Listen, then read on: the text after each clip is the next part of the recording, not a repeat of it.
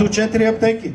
Да влезат 2 вериги от аптеки в България в рамките на една година, да фалират останалите аптеки и те да ви продават не това, което са ви предписали лекарите и това, което ви е нужно, а това, от което имат най-голяма печалба. Край на краищата, всеки народ си избира управляващите, избира си министъра и така нататък. Българският фармацевтичен съюз никога не е имал лоши чувства към настоящия министър, както и към който и да е бил. Още в първите дни, когато беше избрана за министър, аз лично се срещнах с нея и внесохме един пакет от предложения, което между другото, първо щеше с помощта на Българския фармацевтичен съюз да ни включи в профилактиката на социално значими заболявания. Второ, значително щеше да направи министъра по-успешен, отколко е в момента. И трето, чувствително щеше да бъде подобрена съдбата на българските пациенти и достъпа им до лекарствени продукти и фармацевтични грижи. И какво се случи от всичко това? Не знам дали прочела нашето предложение, но до момента не мисля, че е прочетено. Защото ако беше прочетено, щеше да се вземат някакви мерки. Същите предложения внесохме и в Комисията по здравеопазване. Много е грешно и много е популистко да бъдем обвинявани, че ние нямаме предложение и само ни интересуват парите. Накрая, след липсата на всякакъв резултат, ние внесохме концепция за подобряване достъпа на населението до лекарствени продукти и фармацевтични грижи лично на премиера. Ами сега очаквам да видя какъв ще бъде резултата и дали до края на мандата на това правителство във всяко от 39 общини, които в момента няма аптека сключила договор с Националната здравноосигурителна каса, ще има такава аптека или няма да има.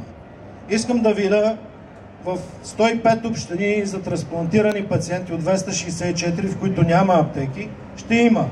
Искам да видя в 82 общини, в които няма аптека сключила договор, до края на мандата ще има такава за злокачествени заболявания за лекарствени продукти. Искам да видя в 58 общини, в които няма аптека, която да отпусне инсулин, дали до края на мандата ще има. Аз твърда, че така предложените мерки относно търговците на едро и аптеките няма да даде този резултат, а точно обратния резултат. Да, всичко това може да се осигури със съвсем малко средства. Само че трябва да се послушат експертите, а не те, които казват на този, който е на власт, колко е велик.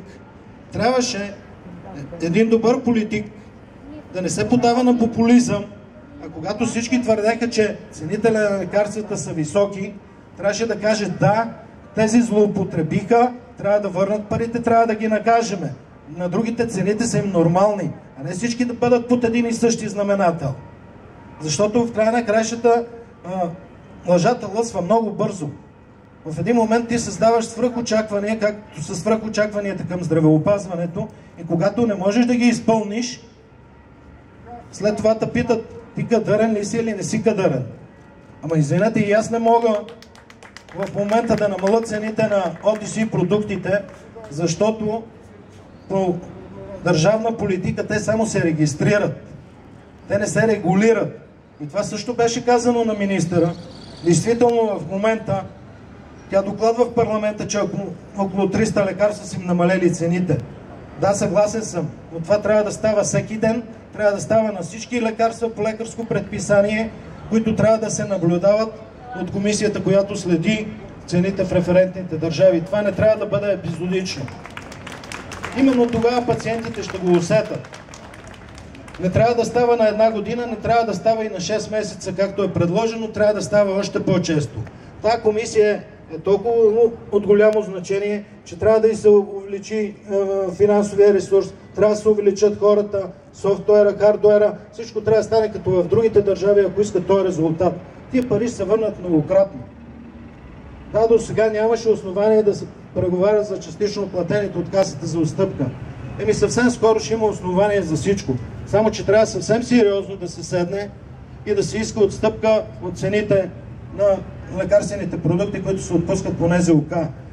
Две трябва да са целите. Едната трябва да е тези лекарства да не напуснат нашия пазар, защото ще се намали достъпа на пациентите, и другото е да бъде обяснено на производителите, че това е бюджета, с който се разполага. Ако искат да присъстват на този пазар, моля да направят максималната отстъпка, която им е възможна, ако им е възможно. За определени продукти няма да им е възможно, за други ще им е възможно.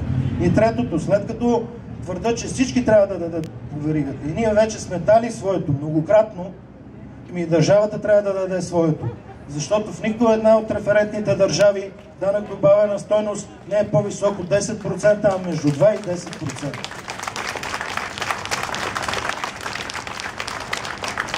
Всичко това